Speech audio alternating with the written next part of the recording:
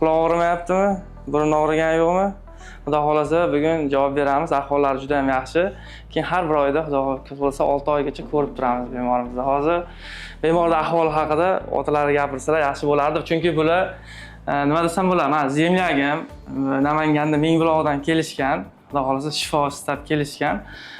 Zo'r bo'ldi, yaxshi chiqdi operatsiya, ko'ngildagidek bo'ldi. Xudo xolasa natijasi ham sizlarni mamnun qiladi. Rahmat Yashin.